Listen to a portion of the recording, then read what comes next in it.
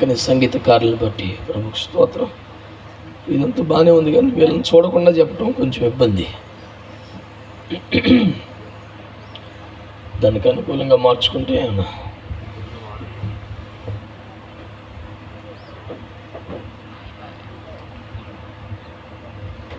హల్లెలూయా. గాలి కొంచెం రైట్. ప్రభునందు మిక్కిలి ప్రియమైన దేవుని బిడ్డలారా, నా మాట మీ అందరికీ తేటగా వినబడుతుందండి? అలాగైతే అందరూ స్తోత్రం చెప్తారు ఒకసారి. పూర్తిగా మీ వైపే తిరిగి వాక్యం చెప్పాలి నాకు కూడా ఉన్నది, కానీ అసలు వాక్యానికి స్పందిస్తారా, లోబడతారా లేదా అన్నది వీళ్ళని చూడాల్సిన బాధ్యత కూడా నాకు ఉన్నది. చాలాసార్లు వివాహ గడియల వరకు వాక్యములో పరవశించిన బిడ్డలు వివాహ వేదిక మీదకి వచ్చేసరికి స్థానువులాగా బిగుసుకుపోతారు. పాడినా, ప్రార్థించినా, ఆరాధించినా, బోధించినా దేనికి స్పందించరు. మీరు అలాగే కూర్చోవాలి కదలకుండా అని ఎవరైనా బోధించారేమో అనుకుంటాను నేను. నాకు తెలిసి ఒక 500-600 పెళ్ళిళ్ళు చేశాను కనుక అట్లాంటి రూల్స్ ఏమి లేవు. మంచిగా మీరు ఆరాధనలో ఉన్నట్టుగానే దేవుణ్ణి సంతోషించవచ్చు, ఏకీభవించవచ్చు, దేవుని మహింపరచవచ్చు. ఏం తప్పులేదు. ఏమండి గారు, తప్పులేదు కదా? అది పిల్లరా, ఇది ఒక ప్రసంగ సభ ఏమీ కాకపోయినా దేవుని వాక్యము ద్వారానే కదా జీవితాలు కట్టబడేది. ప్రపంచమును నిర్మించినటువంటి దేవుడు వాక్యం ద్వారానే కదా నిర్మించాడు. ఈ జీవితాలు కూడా వాక్యం ద్వారానే కదా కట్టబడాలి. అందుచేత వాక్యం వీరిని ఒక కుటుంబంగా ఆదర్శ క్రైస్తవ జీవనానికి కట్టాలి అని మనము కోరి పరిశుద్ధాత్మను వాక్య పరిచర్యకి మనము అర్థిస్తున్నాం. అందుచేత దేవుడు తన వాక్యం ద్వారా కుటుంబంగా కడుతూ ఉండగా మీరు నేను కూడా సాక్షులముగా ఇక్కడ నిలబడాలి. దేవునికి మహిమ కలుగునుగా. అందుచేత శ్రద్ధగా దేవుని మాటలు వినాలని, మీరు కూడా వినాలి, ఏకీభించాలి, స్పందించాలని కోరుతూ ఉన్నారు. ప్రియులారా, పరిశుద్ధ గ్రంథమైన బైబిల్లో నుండి 3 వాక్య భాగాలు చదివి వినిపించారు దైవజనులు. ఈ వివాహ క్రమాన్ని వీరిరువురు కొరకు మాత్రమే కాకుండా వివాహం చేసుకోబోతున్న వారి కోసం, అనగా ఎందరో అర్హులైన యవనస్తుల కోసం కూడా నేను కొన్ని మాటలు చెప్పాలని, ఆ యవనస్తులు కుదురుగా వాక్యం వినేందుకు ఇక్కడ లేకపోతే వారి పెళ్ళిళ్ళు చేయాలని ఆశపడుతున్న తల్లిదండ్రులైనా ఈ మాటలు విని ఆ క్రమంలో తమ బిడ్డల జీవితాలు కడితే మంచిదని నేను ఆశపడి మాటలు చెబుతున్నాను. ప్రియులారా, ఆదికాండము 2వ అధ్యాయములో చదివిన పాఠ భాగంలో ఏమన్నారు? నరుడు ఒంటరిగా ఉండటం మంచిది కాదు, అతనికి వివాహం చేద్దామన్నారు కదా దేవుడు. ఇప్పుడు అతన్ని పుట్టించగానే, అతనికి ఊపిరి ఊతగానే, తన స్వరూపములో, తన పోలికలో, తన ఎదురు నిలువగానే అతనికి తోడివ్వాలి అని దేవుడు అనుకోలేదు. అతను పుట్టించినప్పుడు అతనికి బాల్య దశ లేదు. తొలి మానవునికి యవ్వనమే కదా ఆరంభం. దేవుని స్వరూపములో, దేవుని పోలికలో చేయబడ్డాడు, దేవుని ఆత్మతో నింపబడ్డాడు, దేవుని మహిమతో కప్పబడ్డాడు, దేవునితో సహవాసం చేయుటకై నియమించబడ్డాడు. That was the glorious beginning of the first man called Adam. అయితే అతని తయారు చేయగానే అతనికి తోడివ్వాలి అని దేవుడు అనుకోలేదు. అతను అనుకున్నది ఏమిటంటే, ఇతనికి నా తోటలో పని ఇవ్వాలి అనుకున్నాడు. వెంటనే అతను సృష్టించగానే చేసిన మొదటి పని దేవుని తోటను కాచుటకును, సేద్యము చేయుటకును దేవుడైన యెహోవా ఆదామును ఏదెనులో తన తోటలో ఉంచాడు అని చెప్పారు. 2వ అధ్యాయం 15వ వచనములో. బిడ్డలారా, నేను యవనస్తులందరికీ చేస్తున్న మనవి, తమ కొడుకులకు పెళ్లిళ్ళు చేయాలి అని సిద్ధపడుతున్న తల్లిదండ్రులకు చేస్తున్న మనవి, వారు ఎవరి ప్రాయం వచ్చింది కనుక వారి వివాహానికి అర్హులయ్యారు కనుక వివాహం చెయ్యాలి అన్నది ఫార్ములా కాదు. చదివారు కనుక, డబ్బున్నది కనుక, తెలివచ్చింది కనుక వివాహము చెయ్యాలి అన్నది అర్హత కాదు. వారు దేవుని తోటలో పనిచేస్తున్న వారై ఉండాలి అని, ఇది దేవుని క్రమమని నేను మీ అందరికీ మనవి చేస్తున్నాను. ఆల్రెడీ దేవుని సేవలో ఉన్న వ్యక్తి పెళ్లి కుమారుడిగా, దైవ సేవకులకు పరిచయం చేస్తున్న బిడ్డ పెళ్లి కుమార్తెగా ఉండడం చాలా సంతోషకరం. ఇట్లాంటి పెళ్లిళ్ళలో పాలు పొందడం మాకు కూడా చాలా మంచిగా అనిపిస్తుంది. దేవుని బిడ్డలారా, పెళ్లి కుమారుడిగా ఉండవలసిన వాడికి ఉండాల్సిన మొదటి అర్హత ఏమిటి? అతడు దేవుని తోటలో పరిచయం చేసేవాడు ఉండాలి. ఈ మాట అంటున్నప్పుడు చాలామందికి ఏమనిపిస్తుంది అంటే, అది సేవా సమర్పణ కలిగిన వారి కదా, మరి మేము ఉద్యోగస్తులం, వ్యాపారస్తులం, వ్యవసాయదారులు, మాకేం పని? మేము ఆయా సమయాల్లో దైవ సన్నిధికి వచ్చి ప్రార్థనలో పాలు పొంది వెళ్తాం, ఈ పరిచర్య భారాలన్నీ మావి కాదు కదా అనే ఆలోచన వస్తుంది. కానీ 2 మాటలు మీకు జ్ఞాపకం చేస్తాను. ఇర్మియా ప్రకటించిన విలాప వాక్యములలోని 3:27లో ఏమని వ్రాయబడింది? యవన కాలమందు నా కాడి మోయట నరునికి మేలు, దానిని వాని మీద మోపినవాడు యెహోవాయే అని వ్రాయబడి ఉంది. యవన కాలమందు అనండి. అయ్యో ఏమండి, మానవ జీవిత కాలంలో మధురమైన కాలమే అది కదా. ఆ పదం పలకటానికి అంత ఇబ్బంది పడ్డారు భక్తులు. అనండి యవన కాలం అని. వ్యవహారం ఏమిటంటే అందరూ యవన కాలం దాటిపోయిన పెద్ద మనుషులే ముందున్నారు కనుక ఆ పదం కాస్త చేదు జ్ఞాపికగా మిగిలిపోయినట్టుగా ఉంది. అదేమీ లేదులేండి, నూతన బలం ప్రభవిస్తారు, సంతోషంగా చెప్పండి. అబ్బే, దేవునికి స్తోత్రం. ప్రియులారా,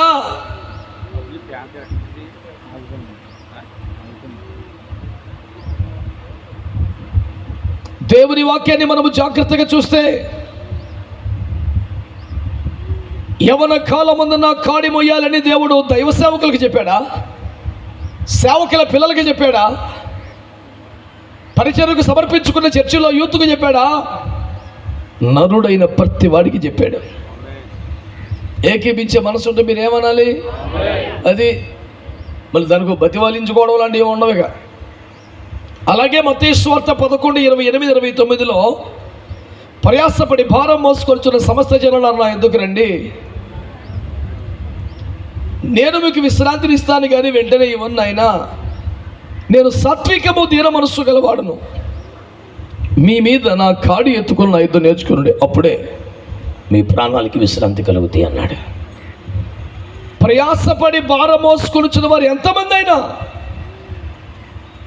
యేసు ఇచ్చు విశ్రాంతిని పొందగోరి ఆయన వద్దకు వచ్చిన వారు ఎవరైనా అందరికీ కామన్గా అనుగ్రహించబడ్డ బాధ్యత, ఆయన కాడి మోసే బాధ్యత. కాబట్టి నరులందరి మీద కాడి మోపబడింది యవన కాలం వచ్చేసరికి. అలాగే ఆయన పిలుపునందుకుని విశ్రాంతిని పొందగోరి ఆయన వద్దకు వచ్చిన వారందరికీ బాధ్యతగా ఇవ్వబడింది ఆయన రాజ్యం అనే కాడి మోయటం. కనుక యవన ప్రాయం వచ్చేసరికి దేవుని తోటలో అనగా సంఘములో పరిచయం చేసే మనసు ఉండాలి. నువ్వు ఎవడివైనా సరే, క్రైస్తవుడు అయితే, దేవుని నమ్మితే, దేవుని వాక్యానికి లోబడితే, ఆత్మ నడిపింపుకు అప్పగించుకుంటే, పరలోక రాజ్య వారసత్వాన్ని, నిత్య విశ్రాంతిని పొందగోరితే, it has given a common minimum responsibility to all youth of the church today to bear the yoke of the Lord, to glorify and expansion the kingdom of God. ఇందులో ఇక శేషవిషయాలకు తావులేదు. మొన్న ఒక కుర్రను అడిగా నేను, నువ్వు దేవుని కాడి మోయిస్తున్నావా అని. వాడు అన్నాడు, that is not my vision uncle అన్నాడు. నా దర్శనం అది కాదు. మరి ఇంకేమిట్రా నీ దర్శనం? మా భుజాలకి భారంగా దిగబట్టమైనా నువ్వు తయారైంది భూమి మీద. నువ్వు యవ్వన ప్రాయంకి వచ్చేసరికి దేవుని రాజ్యం అనే కాడి మూసే వ్యక్తిగా నువ్వు మారాలి. దేవునికి స్తోత్రం కలుగునుగా. హల్లెలూయా. అతడు కష్టపడి పనిచేస్తూ దేవుని తోటను సేద్యం చేస్తుంటే, దేవుని తోటను కాపాడుతుంటే చూసి సంతృప్తి చెంది ఇతనికి ఒక సహకారం ఇద్దాం అని దేవుడు సహకారాన్ని ఇచ్చాడు. నేనేమంటున్నానంటే, వంట చేసుకోవడం ఇబ్బంది అవుతుంది కనుక భార్య కావాలి. వీడు బైక్ కొనుక్కోలేడు కాబట్టి తెచ్చి పెడతాక ఈ దరిద్రపు లెక్కలే భూమి మీద ఉన్నాయి, ఈ పాపిష్టి లెక్కలన్నీ. ఈ తలమాసిన వ్యవహారం బైబిల్లో లేదు. ఎందుకంటే బైబిల్లో పెండ్లి కుమారుడు యేసు ప్రభు పొజిషన్, యేసు ప్రభు స్థానం.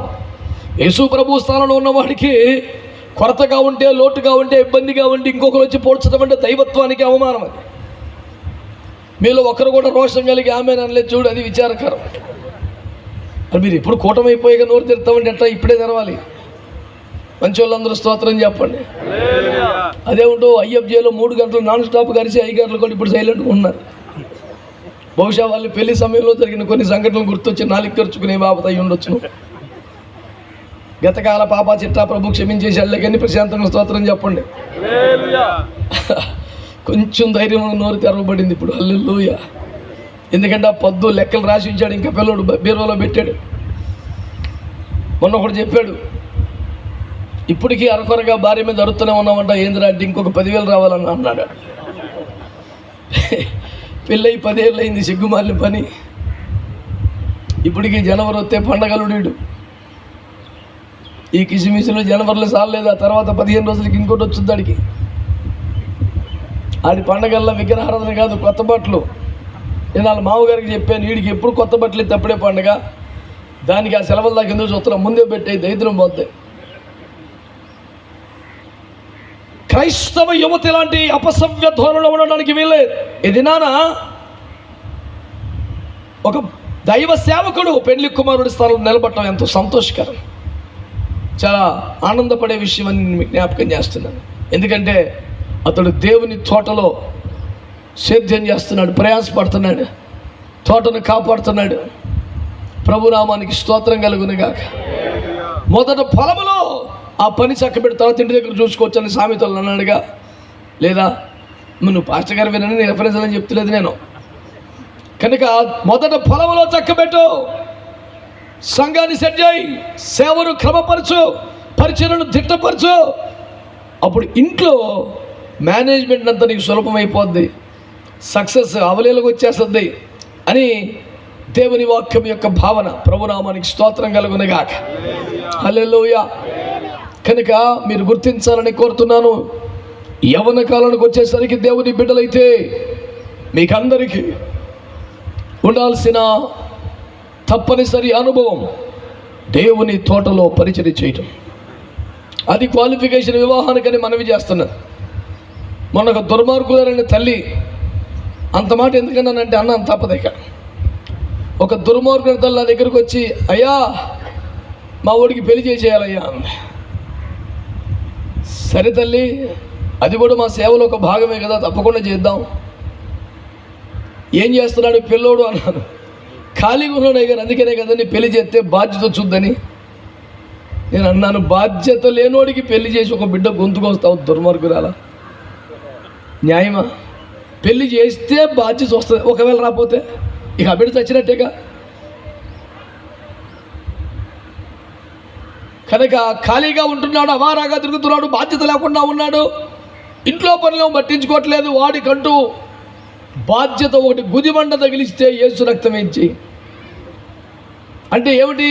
ఆ తల్లిగారు ఒక స్త్రీమూర్తే కదా, మాతృమూర్తే కదా, భార్య స్థలాన్ని గుదిబండతోనో రోకళ్ళ బండతోనో ఆమె పోల్చడం ఎంత దుర్మార్గం మరి. నేనన్నాను బైబిల్లో అయితే ఇంకో పదం ఉందామో, మెడక తిరగట్రాయి అని. ఏదో ఒకటి చేసేయండి అయ్యగారు. ఇప్పుడు ఆమెకు అర్జెంటుగా కావాల్సింది ఏంటంటే ఆడు ఏదో పనికి వెళ్ళి 10 రూపాయలు తేవాలి, కూర్చొని తింటుంటే చిరాకు వచ్చేస్తుంది ఆమెకి. ఆ ఒక్క పాయింట్ కరెక్ట్. ఏ ఒక్క పాయింట్? కూర్చొని తినడం తప్పు అనేది. ఆడు కూర్చొని తిన్నాడు కాబట్టి పెళ్లి చేసేద్దామంటే దుర్మార్గం అది. వాడు దేవుని తోటలో పనిచేస్తూ కష్టపడుతూ తన భార్యను పోషించగలిగిన పాటి శ్రమజీవి అయితే వాడికి పెళ్లి చేయటం కరెక్టు. వయసు వచ్చింది కాబట్టి సంబంధాలు చూడొద్దు, తోటలో పని చేస్తున్నప్పుడు చూడమని తల్లిదండ్రులందరికీ మనవి చేస్తున్నాను. పిల్లలు కలిగి ఈ క్రమాన్ని అంగీకరించే మంచి మనసున్న వాళ్ళకి స్తోత్రం చెప్పండి. ఏంటి మీ అందరికి పెళ్ళిడికి వచ్చిన పిల్లలు ఉన్నారా? విశ్వాసంతో చెప్పారు అప్పుడే స్తోత్రం చెప్పండి. హల్లెలూయా. మీరైతే దేవుని తోటలో పనిచేస్తున్నారు, మాకు చాలా సంతోషం. అది సరైన అర్హత. వివాహానికి బైబిల్లో ప్రతిపాదించబడ్డ మొట్టమొదటి అర్హత అదే. తయారు చేయగానే యవన అభిప్రాయం రాగానే తోటలో పెట్టాడు, పని చేయ ముందు, ఆ తర్వాత నీ అవసరాలు నేను చూస్తాను ప్రభు అన్నాడు. కనుక మీరు దేవుని పనిలో ఉన్నారు, తోటలో పని చేస్తున్నారు కాబట్టి మీకు సహకారం ఇవ్వడానికి దేవుడు ఇష్టపడ్డాడు. కార్యాలన్నీ తన సేవకుల ద్వారా ప్రభు సమకూర్చారు. దేవునికి ఒక మంచి స్తోత్రం చెప్పండి. చెప్పారా అందరూ? హల్లెలూయా, హల్లెలూయా. కాబట్టి దేవుని బిడ్డలారా, ఈ మొదటి అర్హతను మీరు గమనించమని కోరుతున్నాను. ఇక రెండవ పాయింట్ శ్రద్ధగా వినాలి మీరు. దేవుని తోటలో పనిచేసేవాడికే వివాహపు అర్హత వచ్చినట్లు లెక్క. పెళ్ళోడు మరి ఎంతకాలం చేయగలుచుకుంటాడండి? పెళ్ళి చేసి ఎత్తే ఒక గ్లాసుడు బియ్యం కాసిపోతుందండి. వంటలో ఫెయిల్ అయ్యాడు కాబట్టి లైఫ్లో సక్సెస్ అవుతాడు అనుకుంటే అమాయకం. అసలు ఆ ఫార్ములాయే కరెక్ట్ కాదు. అతడు దేవుని తోటలో ప్రయాసపడుతున్నవాడు కనుక అతనికి సహకారం కావాలనేది వాక్యంలో ఉన్న ఫార్ములా. దేవునికి స్తోత్రం చెప్పండి. హల్లెలూయా. అలాగే దేవుని బిడ్డలారా, రెండవ ప్రాముఖ్యమైన అర్హత, అతనికి ఎవరు కావాలి? సాటి అయిన సహాయం అనండి. సహోదరులు చెప్పాలి ఈ మాట గట్టిగా. మీకు ఇప్పటికీ వివాహం అయిపోతే గుండె మీద చేయబెట్టుకొని ధైర్యంగా చెప్పు, నీ భర్తకి నువ్వు సాటి అయిన సహాయమేనా? సౌండ్ తగ్గింది, యేసు రక్తం చేయి. హల్లెలూయా. నిత్యము పోటీ పడే సూపర్వైజర్ తగలబడ్డావు ఇంట్లో, తప్పది. దేవుడు సహాయంగా ఇచ్చాడు, సూపర్వైజర్గా ఇవ్వలేదు. ఆడవాళ్ళు ఎవరు అవునని కానీ ఆమెనని కానీ అంటలేదు. నువ్వన్నా చెప్పమ్మాయి. దేవునికి స్తోత్రం. అవును, మరి సాటి అయినా సహాయం, సూపర్వైజర్ పోస్ట్ కాదు. కొంతమంది మేము ఆకాశంలో సగం, అబల కాదు సబల, మాది 33%, ఓరి లెక్కలు మండిపోయి ఇవన్నీ వేసుకుంటే కుటుంబం ఎట్టు ముందుకు వెళ్ళిద్దిరా. నువ్వు సహాయం చేయాలా అనండి. అంటలా సహాయం చేయడం అంటే ఏంటి? అతనితో పాటు డ్యూటీకి వెళ్ళిపోయి డ్యూటీలో పొలం పెడితే, ఏళ్ళు పెడితే, గోల పెడితే ఆఫీసులో ఊడుకుంటాడా? అవి కుదరవు. సహాయం పడవలసింది ఎక్కడ? అతడికి అప్పగించబడ్డ పరిచర్యలో, పనిలో దేవుడు తనకు అనుగ్రహించిన పరిశుద్ధ జీవితమును కాపాడుకున్నట్టులో, లోకం పాపం తనకు అంటకుండా తను తాను కాపాడుకునే పనిలో నువ్వు సహాయపడాలి. నీ సహాయం లేకుండా అతని పరిశుద్ధత, అతని పరిచర్య కంప్లీట్ అయ్యే ఛాన్స్ లేదు. అతడు నీకన్నా పెద్దోడైనా, మొదటివాడైనా, నీకన్నా ముందే పనిలో ఉన్నా, దేవుని తోటలో పరిచర్య అనుభవం ఎన్ని ఉన్నా, నీ సహాయం లేనిదే అతని పరిశుద్ధత కాపాడబడదు, అతని పరిచర్య కంప్లీట్ అవ్వదు. కాబట్టి అతన్ని చేస్తున్న జీవనోపాధిలో నువ్వు వెళ్ళి తలదూర్చాలని కాదు చెప్పేది. అతని వ్యక్తిగత పరిశుద్ధత, ఆత్మీయత, అందులో నీ సహకారం కావాలి. ఏం అక్కర్లేదంటారా ఆనంద్ గారు? అది మొన్న ఒకడు అన్నాడు, అందుకని పరిగెట్టుకొడిగాను. వివాహం అయింది, అన్నీ బాగానే ఉన్నాయి. కొంతకాలం తర్వాత ఏదో చిన్న మాట వచ్చి, నిన్న కాక మొన్న వచ్చావు, నువ్వు లేనప్పుడు మేము అన్నీ చేసుకోలేదా? నువ్వు లేకపోతే మాకేం జరుగుబాటు అవదా? పని దారిని చూసుకో, నేను ఒక్కనే వండగలను, చేసుకోగలను, ఏం మాట్లాడుతున్నావు అని ఆ పిల్ల మొత్తం సర్దుకొని వెళ్ళిపోయేదాకీడు మంట పెడతానే ఉన్నాడు కొంపలో. ఎందుకని? ఏదో రకంగా ఎలగొడితే ఒట్టి చేతులతో రాదుగా. ఈ సిగ్గుమాలిన ఫార్ములా అంతకనే ఉంటుంది. వీడు చెడిపోయినాడు, పాపిస్తోడు, అటు ఇటు దిక్కులు చూసేవాడు అంతేం కాదు. వీడు దిక్కులు చూసేదల్లా హ్యాండ్ బ్యాగ్ వైపే. వీడి పర్సు వీక్ అయినప్పుడల్లా బ్యాగ్ బలంగా ఉండాలని కోరుకుంటాడు. అంతకన్నా పెద్ద పాపిస్తోడేం కాదు. ఇతర శరీరాపేక్షలు ఏమి లేవు, ధనాపేక్ష తప్ప.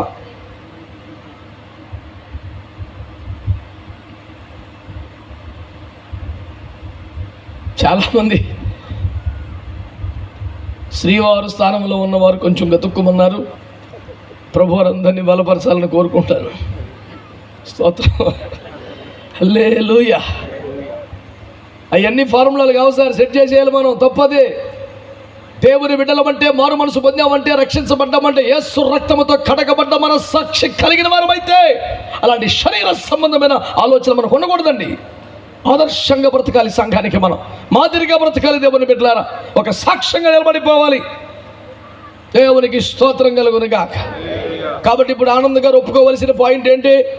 నా వ్యక్తిగత పరిశుద్ధతను సంపూర్తం చేసుకున్నట్టుకును, నాకు అప్పగించబడిన పరిచయను తుదముట్టించుటకును నా సొంత బలము, ఒంటరి బలము చాలదు, నాకు సహాయం కావాలి. ఆ సహాయం చేయడానికి, సాటిగా మేటిగా పోటీగా నిలబడటానికి దేవుడు నాకు ఒక సహకారిని ఇచ్చాడు అని మీరు నమ్మాలి. దేవునికి స్తోత్రం కలుగునుగాక. హల్లెలూయా. కనుక దేవుని బిడ్డలారా, సరే వారు ముందే నమ్ముతున్నారు, మీరు అప్పటికే భార్యలను కలిగి ఉన్నారుగా, మీరు నమ్ముతున్నారా? మరి తన సహకారం లేకుండా నా పరిశుద్ధతను సంపూర్తి చేసుకోలేనని, తన సహకారం లేకుండా నాకు అప్పగించబడ్డ పరిచయలను చేసి ముగించలేనని, వ్యూహాత్మకమైన తెలివైన మౌనం పాటించడం కాదు, ఒప్పుకునే మంచి మనసు మీకు ఉండాలి. దేవునికి స్తోత్రం కలుగునుగా. మగవాళ్ళు ఆమెను చెప్పాల్సిన చోట బాధ కలిగి ఆడోలే చెప్పేస్తున్నారు ఆమెను. బిడ్డలారా, మీ భారం నాకు అర్థమైనది, మీకు కూడా చెప్పే కొన్ని ఉన్నాయి. స్తోత్రం. ఏమీ ఇలాంటి వాక్యపు పునాది వేయకుండా పొలోమని 4 జోకులేసి పనికి మాలిన గిలిగింతలు మాటలు మాట్లాడి గుదిబండి కట్టేసి దేశం ఎందుకు కొలుతున్నారు దుర్మార్గంగా. తప్పదే, క్రమపరచబడాలి. సరే, ఒక రాయితో ఇల్లు కట్టాలంటే రాయి చెక్కొద్దండి, మూలరాయికి సరిపడద్దని కొలతలు సెట్ చేయొద్దా? మూలరాయి పర్ఫెక్ట్గా ఉంటుంది, మిగతా రాళ్ళని దానికి సెట్ అవ్వాలంతే. సేవకుడి చేతిలో గుండు నూలు ఉండాలి, అనగా తాపీ మేస్త్రి చేతిలో ఉంటుంది చూసారు తూకం, అవి ఉండాలి. ఎప్పటికప్పుడు తూకానికి సెట్ అవ్వాలి, మూలరాయికి సెట్ అయ్యేలా చేసుకోవాలి. మూలరాయి ఎవరు? మన ప్రభువైన యేసుక్రీస్తు వారు. క్రీస్తు యేసే ముఖ్యమైన మూలరాయి ఉండగా అపోస్తలులు ప్రవక్తలు వేసిన పునాది మీద సజీవమైన రాళ్ళ వల్లే మనం కట్టబడతాం. ప్రతి రాయి సరిగా అమర్చబడాలి. ఇప్పుడు చేసే ప్రయత్నం అది. అడ్డగోలుగా గట్టిపాడైతే 5 కట్టలు పట్టే సిమెంట్ దగ్గర 50 కట్టలు పట్టుద్ది, తూకానికి సరిగ్గా గోడ కట్టుకుపోతే. మంచి ఎవరు స్తోత్రం అంటలేదు ఎందుకు మరి? హల్లెలూయా. అంటే అర్థం ఏంటి? కుటుంబ జీవితంలో, సంసారిక ధర్మములో అనేక అవకతవకలు జరిగి లేనిపోయిన నష్టాలు వచ్చి అన్ని రిపేర్లకే డబ్బులు నాశనం అయిపోద్ది. మీరు ఆనందంగా ముందుకెళ్ళేలా ఉండాలి కట్టడం అంటే. ప్రభు నామానికి స్తోత్రం చెప్పండి. హల్లెలూయా. కనుక దేవుని బిడ్డలారా, ఆదాము దేవుని స్వరూపంలో చేయబడ్డాడు, దేవుని పోలికలో చేయబడ్డాడు, దేవుని ఆత్మతో నింపబడ్డాడు, దేవుని మహిమతో కప్పబడ్డాడు, దేవునితో సహవాసం చేయబడ్డాడు, దేవుని తోటలో పరిచర్య చేయబడ్డాడు. అయినా అతనికి ఒక సహాయం లేకపోతే పరిచర్య సంపూర్ణం అవ్వట్లేదు. ఆ ఆత్మ మహిమ సంపూర్ణత ఏమీ లేకపోయినా నువ్వు అక్కర్లేదు, నేను చేసేసుకోగలను అనడం తప్పు. అలా అనకూడదు. ఆమె అక్కర, ఆమె కావాలి. తను ఉంటేనే పరిశుద్ధత సంపూర్ణం అవుతుంది, లేకపోతే నా పరిశుద్ధత ప్రమాదంలో పడుద్ది అని ఒప్పుకోవాలి. ఆ మంచి మనసు, ఒప్పుకోలు నీకు ఉండాలని నేను ప్రభు పేరట కోరుతూ ఉన్నాను. మరి పెళ్లి కుమార్తె ఏం చేయాలి? దేవునికి స్తోత్రం. ఏమా, పెళ్లి కుమార్తె బాధ్యత ఏంటి? నీకు చెప్పేవాళ్ళు ఎందుకు ఏం చేస్తారు? తలంచుకొని కూర్చో, కథల పక్కని చెప్పాను, అంతకని ఎక్కువ చెప్తారు. నీకేమన్నా ఎందుకు చెప్పలేదు? మిగతా నేను చెప్తాననే. మంచిగా వినండి, దేవునికి స్తోత్రం. నీకేం తెప్పలేదు, నువ్వు తలంచుకొని కూర్చోసాలా ఏం చెప్తాడని, ఆ వాక్యాలు పాటించి నువ్వు శుభ్రంగా బతుకుతావని చెప్తారు, అంతే కదా. బిడ్డలారా, మీరు ఆలోచించండి మాటలు. పెళ్లి కుమార్తె తాను ఎందుకు సృష్టించబడిందో తన కారణం గమనించాలి. ఈ మైక్ ఎందుకు? స్వరాన్ని, శబ్దాన్ని పెద్దగా చేసి మీకు వినిపించాలి. ఫ్యాన్ ఎందుకు? గాలి ఇవ్వాలి. లైట్ ఎందుకు? వెలుతురు ఇవ్వాలి. దేనికన్నా చివరికి చీపురు కట్ట కూడా పర్పస్ ఉంటుంది కదా. ఎందుకు చేశారు? క్లీన్ చేయటానికి. మరి ఆడ మనిషి ఎందుకు చేశారు? పురుషుని పరిశుద్ధతను కాపాడడానికి. One of the huge responsibilities of the life. నువ్వు లేకపోతే అతని పరిశుద్ధతకు మంచిది కాదు, దెబ్బతింటాడు. నువ్వు ఉండాలి. అంటే తన పరిశుద్ధతకు వెలితి పలకకుండా, తనెప్పుడు బలహీనపడకుండా జాగ్రత్తగా తనను కాచుకుంటూ తగిన సహాయం, సహకారం అందిస్తూ ఆత్మకు విరోధముగా పోరాడుతున్న శరీరంపై అత్యధికమైన ఆధిపత్యం సంపాదించినట్లుగా నువ్వు ఇతోధికంగా బలపరుస్తూ జీవితంలో నిజమైన సహకారి పాత్రను పోషించాల్సి ఉన్నది అని ఆడబిడ్డలందరికీ అమ్మా నీకు మనవి చేస్తున్నాను. నా మాట అర్థమైందా? తన పరిశుద్ధతను సంపూర్తి చేసుకున్నటకు, తనకు అప్పగించబడ్డ బాధ్యతలను పూర్తి చేయుటకు నీ సహాయం అవసరం. గమనించుకొని మెలకువగలిగి తన పరిశుద్ధత ఎక్కడ వెళితే పడకుండా కాపాడుకుంటూ రావాలి. ఇది నీకు అప్పగించబడ్డ బాధ్యత. ప్రభునామానికి స్తోత్రం కలుగునగా. అలాగే దేవుని బిడ్డలారా, మరొక ప్రాముఖ్యమైన మాట చెప్పనివ్వండి. అనేకమైనటువంటి బలమైన, ఎత్తైన, అందమైన, వేగవంతమైన, తెలివైన జంతువులు సృష్టించిన తర్వాత ఏది ఆదామునకు సాటిగా లేదు కాగా దేవుడు స్త్రీని చేశాడు. కాబట్టి ఎత్తైన ఉన్నాయి, బలమైనవి ఉన్నాయి, వేగవంతమైనవి ఉన్నాయి, తెలివైనవి ఉన్నాయి, కానీ సాటి అయినది లేదు. సాటి అయింది లేదు. ఎందరో పరిచయం అవ్వచ్చు, ఎందరో పరిచయం కావచ్చు. రేపటి దినాన నీకు సాటి ఎవరో? వివాహము ద్వారా దేవుడు సమకూర్చిన వ్యక్తి మాత్రమే నీకు సాటి, మేటి, పోటీ. మిగతా వాళ్ళు ఇంకా ఎత్తు ఉండొచ్చు, ఎక్కువ అందం ఉండొచ్చు, ఐశ్వర్యం ఉండొచ్చు, జ్ఞానం ఉండొచ్చు, ఇంకా భక్తి కూడా ఉండొచ్చు కాక దేవుడు సాటి అయిన వారిని మనకు సమకూర్చాడు. ఇది జీవితాంతం గుర్తుపెట్టుకోవాల్సిన ఒక క్రమమని నేను జ్ఞాపకం చేస్తూ ఉన్నాను. బిడ్డలారా, కొన్ని క్రమాలు మీ దృష్టికి తెస్తాను, శ్రద్ధగా ఆలకించండి. ఆదామును మట్టి బొమ్మను చేసేదాన్ని నాసికా రంధ్రాల్లో జీవాత్మను ఊదాడు. ఊదగానే అతడు జీవాత్మ అయ్యాడు. లేవగానే కన్నులు తెరిచి అతను మొట్టమొదట చూసింది ఎవరిని? అవ్వమ్మను కాదు, దేవుని. అప్పుడు కావ లేదు అసలు. పురుషుడు తన దైనందిన జీవితంలో సహా ఉదయం నిద్ర లేస్తేనే మొదట చూడాల్సింది ఎవరిని? దేవుణ్ణి. ఒకే ఇంట్లో ఉన్నా, ఒకే గదిలో ఉన్నా, ఒకే మంచం మీద ఉన్నా, నిద్రపోయి లేస్తే, కన్ను ధరిస్తే మొదట చూడవలసింది దేవుని వైపు. కొంతమందికి దేవుడు కూడా తర్వాత ముందు లేచాడు బెడ్ కాఫీ ఇస్తేనే, ఆ పాసి మొహనే లోటాడు దగ్గర కూర్చుంటే తప్పిడికి ప్రార్థన కూడా రాదు. అవి క్రైస్తవ క్రమాలు కాదు. మొదట లేస్తేనే, కన్ను ధరిస్తే మొదట చూడవలసింది ఎవరిని? దేవుని వైపు చూడాలి. దేవానికి స్తోత్రమయ్యా. Thank you so much for the beautiful day again in my life. నా జీవితంలో మరొక సుందర దినమనిచ్చేందుకు నీకు స్తోత్రం అంటూ దేవుని స్తుతులతో ప్రారంభించాలి. కనుక దేవుని బిడ్డలారా, కన్ను ధరిస్తే మొదట చూడాల్సింది ఎవరిని? దేవుణ్ణి. మరి ఆడ మనిషి పతి ప్రత్యక్ష దైవం, అంతేనా? అదేనా ఫార్ములా మనకి? ప్రత్యక్షంగా ఒకడు, పరోక్షంగా ఒకడు మనకు లేడు. ఒకే ఒక దైవం, ఆయన పేరు యేసు ప్రభు. స్తోత్రం చెప్పండి. హల్లెలూయా. ఒకే ఒక దైవం, ఆయన పేరు ప్రభు యేసు క్రీస్తు వారు. మరి ఇంకే 100 రకాలు ఉండవని మనం చేస్తున్నారు. మరి స్త్రీ కూడా ఏం చేసిందండి? పక్కన ఎముకను తీసి ఆదాములు వచ్చి దూరంగా తీసుకెళ్ళి ఒక స్త్రీని తయారు చేసిన తర్వాత కన్ను తెరిచేపాటికి ఎవరు కనపడ్డారు ఆమెకి? ఎవరు? దేవుడు. ఆదాం గారు కనపడలా. ఆమెను సృష్టించిన తర్వాత, కన్నులు తెరిచిన తర్వాత ఆమెను చేయబట్టుకొని జాగ్రత్తగా ఆదామునొద్దకు తీసుకుని వచ్చాను. కనుక స్త్రీమూర్తి అయినా మొదట లేవగానే, కన్ను తెరవగానే చూడాల్సింది ఎవరిని? యేసయ్య వైపే.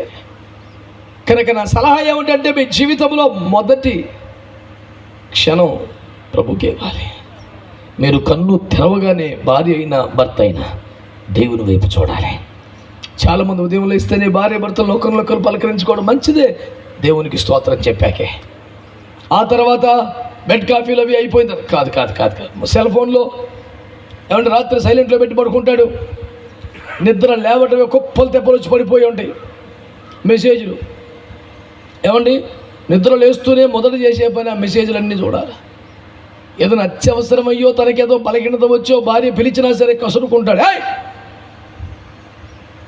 పొద్దున లేవగానే గోలేంటి, ఆగ కాసేపు. మరి పొద్దున లేవగానే ఏమని కూడా పక్కన పెట్టి పలకరించే దేవుడు ఎవడు? హాయ్ అంటాడు, గుడ్ మార్నింగ్ అంటాడు.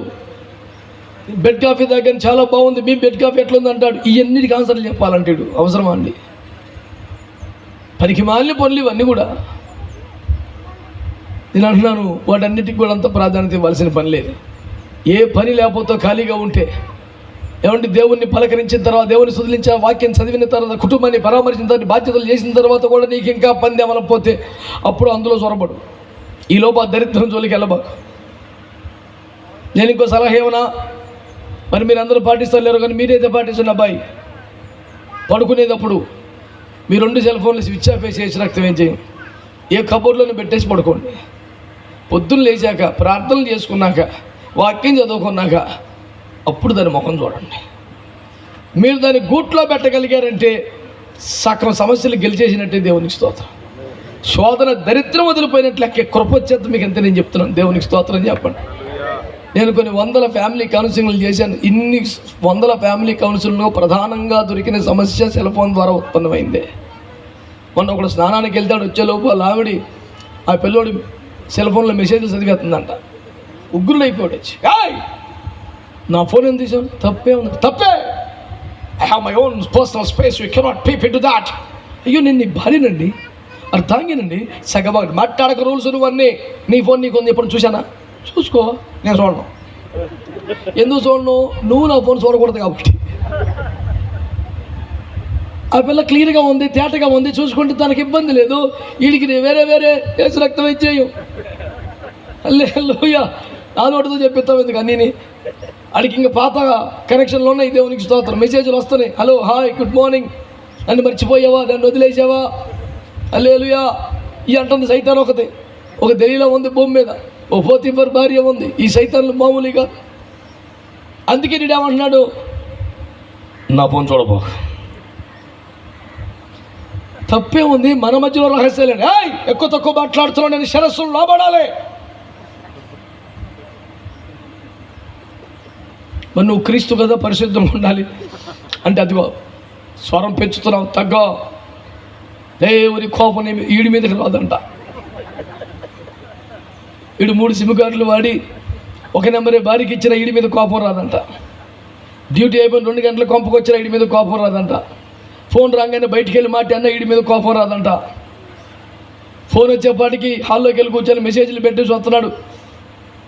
వీడు ఎస్ఎంఎస్లకు ఒక లాకు, వాట్సాప్కి ఒక లాకు, గ్యాలరీకి ఒక లాకు. ఎందుకని? ఎక్కడ లేదు లాకు. పాపిష్టి బతుకు. ఒక అమ్మ ఇంటికి తాళం వేసుకొని తాళం 3 సార్లు లాగి చూసి పర్ఫెక్ట్గా ఉందని మార్కెట్కి వెళ్ళి వచ్చేప్పటికి ఇల్లు మొత్తం లూటీ అయిపోయిందంట. ఏమి లేవు కంపలో. వేసిన తాళం వేసినట్టు ఉంది, ఇల్లు ఖాళీ అయిపోయింది. థియేటర్ బాబుని చూస్తే తాళం వేసింది కానీ గొల్లు వేయలేదమ్మా. వీళ్ళు సెల్ ఫోన్కి ఇన్ని లాకులు ఎందుకురా, ఇక్కడ వేసుకోవాలరా లాకు. స్తోత్రం అంటలేదు మీరు. తాళం ఎక్కడ లేక నీకు ఇన్ని దరిద్రాలు అవసరమా? ఇది ఒక్కడైతే తాళం. మాకు పెళ్ళి 22 సంవత్సరాలు. నా భార్య ఫోను, నేను నా ఫోన్ నా భార్య నిక్షేపం లాగా ఎప్పుడు పడితే అప్పుడు ఎంతకాలమైనా వాడుతూ ఉంటాం. లాగులేవి లేవు. దేవునికి స్తోత్రం. స్తోత్రం చెప్పరా. హల్లెలూయా. మీకు కూడా అట్టగా ఉండాలని నేను కోరుకుంటున్నాను. అసలు ఏమి భూమి మీద ఎవరికి తాళం వేసినా మీ ఇద్దరు ఒకరికొకరికి తాళాలు వేసుకోవడానికి లేదు. ఆదికాండం 2:25 వచ్చిన చెప్పిన పాఠ మధ్య కానీ పాస్టర్లు బాగోదని వచ్చిన చదవరు. మరి ఎందుకు చదవరు? ఏమంటే ఆ చదవకూడదు అయితే రాస్తాడు యేసు ప్రభు బైబిల్లోని.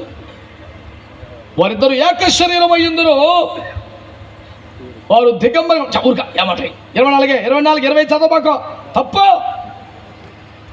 అని అధ్యక్షులు కోప్పడి ఆ వచ్చిన చదవనివారు ఎక్కడికి వెళ్ళినా. నేను ఇప్పుడు 500 పిల్లలు చేసి ఉంటానుగా చెప్తున్నానుగా. కానీ అందులో నువ్వు అంత ఫీల్ అయిపోయి సిగ్గుపడిపోయి మెలుకులు తిరిగిపోయే మాట ఏమి లేదు. అక్కడ ఏముందంటే భార్యాభర్తల మధ్య రహస్యం ఉండకూడదు, ఒకరికి తెలియని విషయం ఒకటి ఉండకూడదు, మీరిద్దరూ పారదర్శకంగా ఉండాలి, ట్రాన్స్పరెంట్గా ఉండాలి, మర్మాలు ఉండకూడదు అని చెప్తున్నాడు యేసు ప్రభు. భూమి మీద వాళ్ళిద్దరు తప్ప ఎవరు లేరు. ఒకే ఇల్లు, ఒకే గది, వాళ్ళు ఇంకో ప్రపంచం నరం పురుగు లేదు అక్కడ. నువ్వంత ఫీల్ అయిపోతాకేముంది అక్కడ? పాయింట్ ఏంటి? మీ ఇద్దరి మధ్య రహస్యాలు ఉండకూడదు, తేటగా ఉండాలి. ఏమంటే ఇదేంటి అంటే నీకెందుకు అవ్వాలి పెట్ట అనకూడదు, అదే అని తేటగా చెప్పగలగాలి. దేవునికి స్తోత్రం చెప్పండి. నా తాపత్రయం అంతా పరిశుద్ధ జీవితం కోసమే ఈ తిప్పులన్నీ. నరుడు ఒంటరిగా ఉంటే మంచిది కాదండి. దేనికి మంచిది కాదు? తోట ఎండిపోద్దాం, నది ఎండిపోద్దాం, కాయలు రాలిపోద్దాం, దేనికి మంచిది కాదండి? పరిశుద్ధతగా మంచిది కాదు, ఆత్మీయతగా మంచిది కాదు, ఆ సమర్పణ జీవితానికి మంచిది కాదు.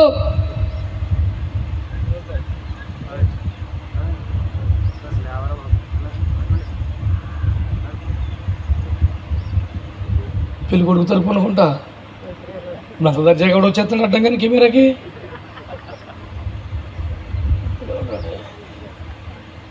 ప్రభువుకు ఒక మంచి స్తోత్రం చెప్పండి, చెప్పండి హల్లెలూయా. కాబట్టి దేవుని వాక్యాన్ని శ్రద్ధగా మంచిగా మీరు ఆలకించాలని ప్రభు పేరట కోరుతా ఉన్నాను. బిడ్డలారా, కుటుంబ జీవితము దేని మీద కట్టబడాలో ఆ పరిశుద్ధత చాలా ప్రాముఖ్యమైంది. మీరు మాటలు మనస్సును పెట్టుకోమని కోరుతా ఉన్నాను. స్తోత్రం చెప్పండి గట్టిగా. కనుక పురుషుడు మొదట ఎవరిని చూడాలి? స్త్రీ మొదట ఎవరిని చూడాలి? అది సరే, స్త్రీని చూశాడు.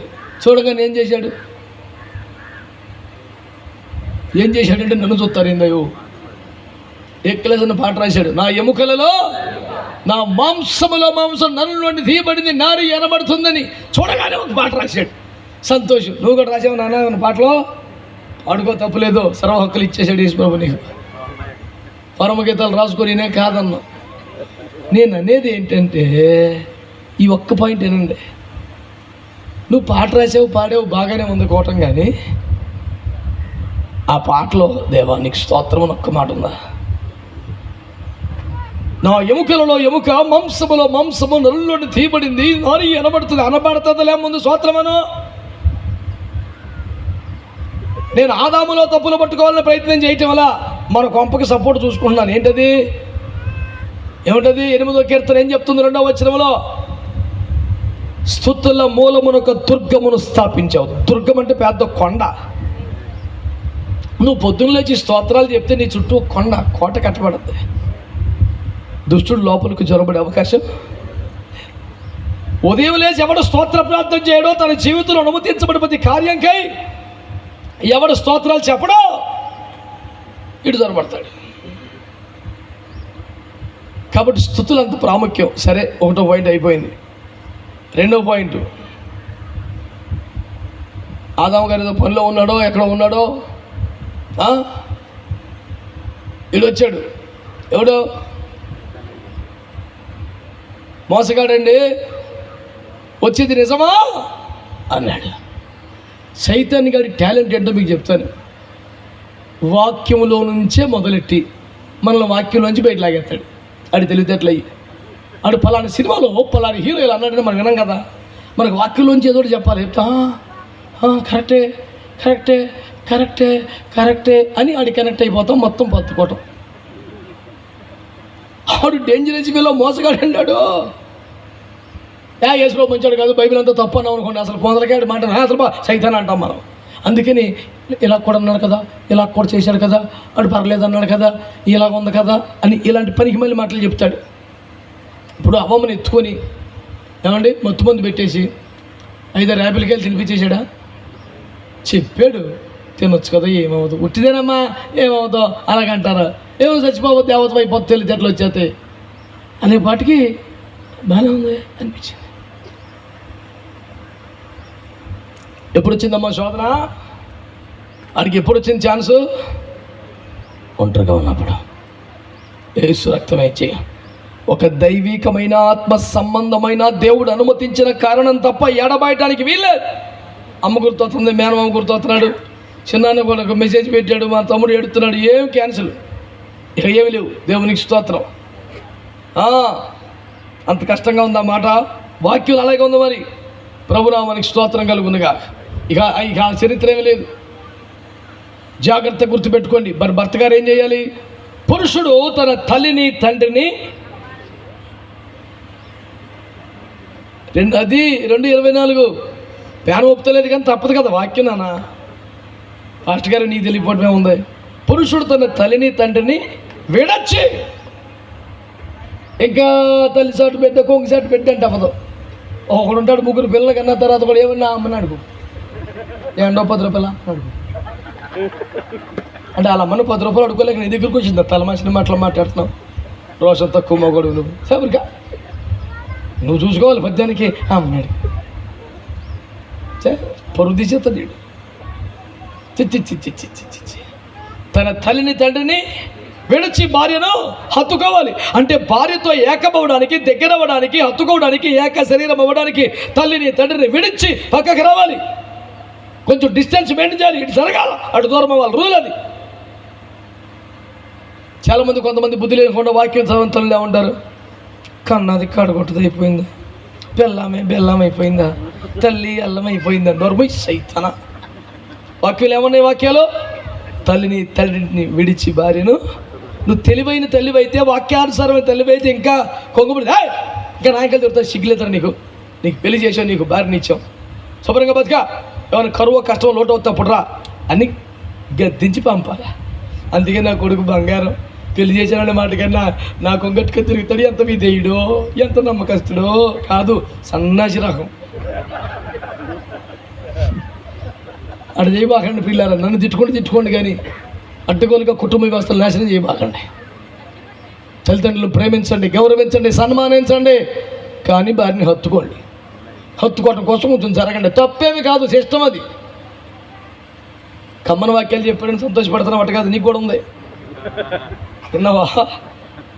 45వ కీర్తన 10వ వచనం ఏముంది గారు? నీ స్వజనమును నీ తండ్రి ఇంటిని మరువము. నువ్వు కొంచెం జరిగితే చాలు, నువ్వు మరిచిపోవాలా. సెల్ ఫోన్ ఉందా? ఆ నెంబర్ ఆ సిమ్ తీసి అవతల పడి కొత్త సిమ్ కొని నాన్న మీ ఆధార్ కార్డు పేరు మీద. దేవునికి స్తోత్రం చెప్పండి. ఇక స్వజనము తండ్రి మొత్తం మర్చిపోతామే.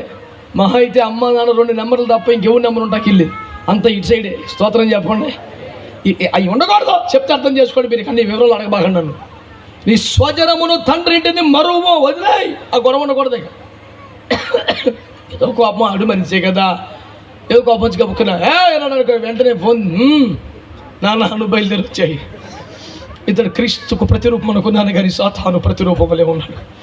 నా మీద అరియుచున్నాడు, కేకలు వేయుచున్నాడు. నేను అలియుచున్నాను, బ్యాగు సర్దేసి ఉన్నాను. తప్పు నాన్న, అటు చేయకూడదు. ఏమ్మా, స్వజనమును తండ్రి ఇంటిని మరిచిపో. ఇక నీ సమస్తం ఇక్కడే. దేవునికి స్తోత్రం కలుగునుగా. హల్లెలూయా. అందరు చెప్పారా? హల్లెలూయా. మీరు ఇలా ఉంటే కుటుంబాలు బాగుంటాయండి బాబు, నా బాధ అది. దేవునికి స్తోత్రం. హల్లెలూయా. అందరూ చెప్పట్లేదు ఏమిటండి? కాబట్టి ప్రియులారా, మీ నీరసమైన స్తోత్రాల ద్వారా తెలియచున్న పాఠం ఏమనగా, నీ దండం పెడతాను పెళ్లి చేసేయ్యా. పైన ఫ్యాన్లు పెట్టారు కానీ ఆ ఫ్యాన్లే వేళ్ళు లాక్కొస్తున్నాయి. మీకేం కంగారు పడకండి, వేడి మొత్తం మనమే తీసుకోకుండా కొంచెం బట్టికెళ్తాకి ఇంకొకటి వచ్చాడు. ప్రభుకు స్తోత్రం చెప్పండి. అందరు చెప్పండి స్తోత్రం అని. హల్లెలూయా. సరే, ఇంకో ముఖ్యమైన పాయింట్ చెప్పేసి పోతాను, జాగ్రత్తగా ఉండండి. 127వ కీర్తనలో యెహోవా ఇల్లు కట్టించకపోతే కట్టేవారి ప్రయాసం. అంటే సంబంధాలు చూసిన వారు కానీ, ప్రార్థనలు చేసే వారికి, ప్రదానం చేసిన వారు కానీ, నిరుపక్షాలు సమకూర్చిన వారు కానీ, ఇప్పుడు మాట్లాడుతున్న వాడు కానీ, ఇంతమంది ప్రయాసపోద్ది. యెహోవా కట్టడానికి జోక్యం చేసుకోపోతే. ఓకేనా? 2వ మాట, యెహోవా కాపాడకపోతే. కుటుంబాన్ని కట్టేదెవరో? దేవుడు. కుటుంబాన్ని కాపాడేదెవరో? దేవుడు. తర్వాత తన ప్రియులను నిద్రించుండగా ఆయన వారికి ఏమిటది? బహుమానం. ఏమిటది? స్వాస్థ్యం. ఏమిటది? సంతానం. సంతానం అంటే ఆడపిల్ల మగపిల్ల ఎవరైనా అంతేనా? మీరు సైలెంట్ అయిపోయారంటే మగపిల్లలే అని. తప్పు నాయనా, అది ట్రాన్స్లేషన్ తప్పు. కుమారులు యెహోవా అనుగ్రహించు అట్లేదు బైబిల్లో ఒరిజినల్గా. అది తర్జుమా తప్పు. అక్కడ ఉంది children are the heritage from the lord. అంటే చిల్డ్రన్ అంటే ఆడపిల్ల మగపిల్ల ఎవరైనా. సంతానం ఆ తర్జుమా దోషం. అది అపుత్రస్య గతిర్నాస్తి అనే సిద్ధాంతం పేరు మీద రాశారు. అది విలియం కేలీ గారితో తర్జుమారులందరూ బ్రాహ్మణోత్తములు. వారు ఆంగ్లములోను ఆంధ్రములోను ఉత్తములు, కానీ లేఖనం తెలియదు కదా. అందుకనే అపుత్రస్య గతిర్నాస్తి అనే పుత్రులు లేకపోతే పుట్టగతులు ఉండవు, పున్నా మనకుండా తప్పించే అవకాశం లేదని అట్టు పెట్టారు. ఒరిజినల్గా సంతానం ఆడపిల్లలైనా మగపిల్లలు దేవుడిచ్చిన బహుమానం. ఒక్కరు కూడా స్తోత్రం చెప్పలేదంటే మీకు ఆ సిద్ధాంతం ఎట్టమో నరాలు పట్టేసిందండి. అంటే మీరు కాదు ఆ పుత్రస్య గతిర్నచ్చి సిద్ధాంతమేనా దేవుని స్తోత్రం? ఆడపిల్లలైనా మగపిల్లలైనా దేవుడిచ్చిన స్వాస్థ్యమే, దేవుడిచ్చిన బహుమానమే. స్తోత్రం చెప్పండి.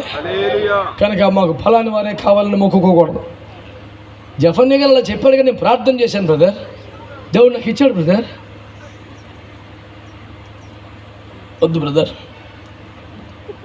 ఆయన ఎవరిస్తే ఇంతగా ఎవరో ఆడపిల్లల మగపిల్లలది పాయింట్ కాదు. వాళ్ళు ఎవరట? గుమ్మములలో. అక్కడ కుమారులు అన్న పదం తప్పు, తర్జుమా దోషం. సంతానం, ఆడవాళ్ళైనా మగవాళ్ళైనా వాళ్ళు ఎవరైనా వాళ్ళు ఏం చేయాలంటే 6వ వచనంలో, అట్టివాడు గుమ్మములలో తన విరోధులతో ధైర్యంగా పోట్లాడతాడు. స్తోత్రం చెప్పండి గట్టిగా. అంటే గుమ్మములలో సాతానుతో పోరాడే ఒక ఆయుధములాగా, బాణములాగా దేవుడు ఎవరిని ఇచ్చాడట? సంతానాన్ని. సంతానము కేవలము స్వాస్థ్యం కాదు, కేవలం బహుమానం కాదు, వారు సాతానుతో యుద్ధము చేయుటకు దేవుడిచ్చిన ఆయుధాలు. మీ పిల్లలే మీ చేతుల ఆయుధం అండి. వారికి చమురు పోయాలి, కేడములు తయారు చేయాలి, వారిని అభిషేకందుకు తేవాలి, పరిచయలో నలపాలి, ఆయుధములుగా మలచాలి. అప్పుడు శత్రువు గుండెను చీల్చు ఆయుధములై మీ చేతిలో పరిడ వెళ్తారు. లేదనుకో శత్రువు చేతులు ఆయుధమై నీ గుండె చీల్చేస్తారు. సగమంది తల్లిదండ్రులు యవనస్తులను బట్టి ఏడుతున్నారు. అందుకే ఎంత ఉంటే సుఖమణ్య గారు గుండెలో కొన్ని పళ్ళంటి దింపేస్తున్నాడు బాబయ్య. ఎందుకని? ఈడు బాణమై ఆడి చేతిలోకి వెళ్ళిపోయాడు. వెళ్ళకుండా చిన్నప్పటి నుంచే పరిచయలో పెడితే, మందిరంలో పెడితే, ఆరాధనలో పెడితే వాడు నీ చేతిలో బాణమై శత్రువు కుండి చీల్చగలుగుతాడు. నువ్వు వదిలేసావు, పట్టించుకోరా, అడెత్తిపోయాడు. చెప్పండి, యెహోవా ఇల్లు కడతాడు, యెహోవా ఇంటిని కాపాడుతాడు, యెహోవా అభివృద్ధి చేస్తాడు, యెహోవా బహుమతులు స్వాస్థ్యం ఇస్తాడు. ఆ యెహోవాయే సంతానాన్ని ఆయుధాలుగా నీ చేతి వారిని వాడి సాతాను రాజ్యాన్ని కప్పుకొల్చేయాలి. దేవునికి స్తోత్రం కలుగునగా. సంతోషం. ప్రసంగిలు ఏం చెప్పాడండి? 3 పేటల తాడు త్వరగా తెగిపోదు. 3 పేటల తాడు అంటే ఏంటి? బైబిల్లో 3 పేటల బంధం అని రాస్తే మనలో 3 ముళ్ళు బంధం అని ఫిక్స్ అయిపోయారు. అంటే నీకు ఏది సౌకర్యంగా ఉంటే ఎక్కువ ఫోటోలు ఎక్కడ కనపడితే అని ఫిక్స్ అయిపోతావా? అలా రోడ్ల మీద వాల్ పోస్టుల దగ్గర ఆగబాగు, ఇంటికి వచ్చాయి. దేవునికి స్తోత్రం చెప్పండి. మన 3 ముళ్ళు బంధం అని ఉందా బైబిల్ ఎక్కడన్నా? 3 పేటల బంధం. ఒక పేట భర్త, ఒక పేట భార్య, మధ్యలో యేసుక్రీస్తు ప్రభు ఉండి వీళ్ళిద్దరూ కూడా యేసు ప్రభు మీదుగా పెనవేయబడాలి. ఆయన చుట్టూ అల్లుకోవాలి. ప్రతి నిర్ణయం, ప్రతి ఆలోచన ఆయన మీదుగా తీసుకోవాలి. ఆయన మధ్యలో పెట్టుకొని చేయాలి. ఆయన పక్కన పెట్టేసి మీరే ఇద్దరు ఆలోచించి నిర్ణయం తీసుకొని దూసుకెళ్ళిపోతున్నారు అనుకో, నీకు స్తోత్రం, మధ్యలో యాక్సిడెంట్లు అయిపోతాయండి. ఇది రోడ్డు మీద కాదు, జీవిత ప్రయాణంలో హృదయాలు దెబ్బతింటాయి. బయట కుటుంబం మంచి అందమైన కుటుంబం, చింతలేని కుటుంబం, ఆదర్శ కుటుంబం అనుకుంటారు, కానీ లోపల లోకలోకలని వాళ్ళిద్దరికి తెలుసు. ప్రతిరోజు భర్త గురించి కంప్లైంట్ పెడుతున్న భార్య గురించి శోకపడుతున్న భర్త జరుగుతూనే ఉంటాయి. అలా ఉండకూడదు. మీ ఇద్దరి మధ్యలో ఎవరు ఉండాలి? చెప్పండి నాన్న, ఎవరు ఉండాలి? ప్రతి నిర్ణయం ఆయన మీదుగా, ఆయన మధ్యలో పెట్టుకుని బ్రతకండి. ఆయన పక్కన పెట్టద్దు. దేవుడు మిమ్మల్ని అన్ని విషయాల్లో ముందు పెడతాడు. తెగిపోని సుదృఢమైన బలమైన బంధంగా స్థిరపరుస్తాడు. దేవునికి స్తోత్రం కలుగునగా. చెప్పండి, భర్తలు ఏం చేయాలండి? పురుషులారా భార్యలను ప్రేమించండి. భార్యలు ఏం చేయాలండి? లోబడండి. ఇప్పుడు చెప్పాలి, భర్తలో ఎంతవరకు ప్రేమించాలి? క్రీస్తు వలె అన్నాడు కదండి. మరి క్రీస్తు లిమిట్ పెట్టుకున్నాడా? కండిషన్లు పెట్టాడా? రూల్స్ పెట్టాడా? తనం కోరుకున్నట్టుగా ఉన్నది సంఘం కాబట్టి ప్రేమించాడా? కాదుగా. చిన్న చిత్తగా పొరపాటు లోపాలు ఉన్నా ప్రేమతో సరి చేసుకుంటున్నాడుగా. భర్త గారు కూడా అంతే. మీ రేంజ్కి ఒకేలా లేకపోతే ప్రేమతోనే ఆ స్థాయికి పెంచాలి. ఆమె మరి భార్య ఏం చేయాలి? ప్రభువుకే ఎలా లోబడతారో భర్తకు ఎలా లోబడాలి. ప్రభుని ఎప్పటి గజగజలాడిపోతాం, మోకాలు ఇచ్చి సోత్రం అంటాం, భర్తకి ఎదురు తిరిగితే ప్రభువుకి ఎంత లోబడతావో భర్తకి అంత లోబడాలి. నువ్వు ఏదైనా మాట్లాడు, కానీ మా పుట్టింటి గురించి మాట్లాడితే మాత్రం కబడ్డారు అనకూడదు. ప్రతి విషయంలో లోబడాలి. ఇంకేం రూల్స్ లేవు. స్తోత్రం. కాబట్టి ప్రజలారా, దేవుని బిడ్డలారా, మీ అందరికీ తెలియబడుతున్న సువర్తమానమేమనగా, దేవుడే వివాహ వ్యవస్థను స్థాపించాడు, ఘనపరిచాడు, కొనసాగించి పరిశుద్ధంగా ఎంచమని మనగా ఆజ్ఞాపించాడు. ఇన్ని రూల్స్ ఎందుకంటే అది క్రీస్తుని గురించి, సంఘమును గురించి చెప్పబడ్డ మర్మం. పురుషుడు క్రీస్తు వలె ఉండాలి, స్త్రీ సంఘం వలె లోబడాలి. వారిద్దరి మధ్యలో ప్రభు అనే మూడవ పేట ఉండాలి. వారికి అనుగ్రహించిన సంతానం కూడా ఆయుధములై సాతాను సామ్రాజ్యాన్ని కూల్చి అభిషక్త సాధనాలుగా వాడబడాలి. ఇది క్రైస్తవ వివాహ వ్యవస్థని మీకు జ్ఞాపకం చేస్తూ, ఇలాంటి క్రమం కోసమే దేవుడు వివాహ వ్యవస్థను ఏర్పాటు చేశాడు. ఈ క్రమాలు, ఈ పద్ధతులు అన్నీ కలిగి ఉండాలని కోరుతున్నాను. వివాహానికి సంబంధించిన సకల సందేశాలు చెప్పుకునే ప్రసంగ సభ ఏం కాదు. ఈ పూటకి చాలు. జాగ్రత్తగా ఈ కుటుంబాన్ని కట్టేద్దాం రండి. ఈ వాక్యము మన వినికిల్లో ఫలించినట్లుగా పెళ్లి కుమార్తె పాస్టర్ గారు ఒక చిన్న ప్రార్థన చేయాలని కోరుతున్నాను. పైకి నాన్న ఉందా?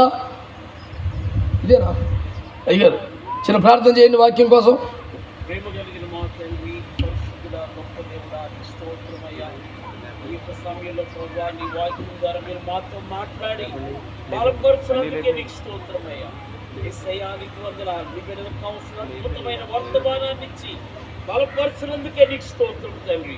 ఈ వయసు నూతన తంపతో ప్రభువా, నీ వాయిస్యం చేత ఏకపరచబడుచుండగా నీ మెండైన దీవులతో ప్రభు బిడ్డలు మీరు నింపండి. అనేక మందికి ఆశ్చర్యకరముగా ఈ బిడ్డలు మీరు వాడుకోబోతున్నారు. వందనాలు యేసయ్యా, నీకు స్తోత్రం. నీ వాక్యం ద్వారా మమ్మల్ని అందరినీ మీరు బలపరిచారు. మీరు త్వరగా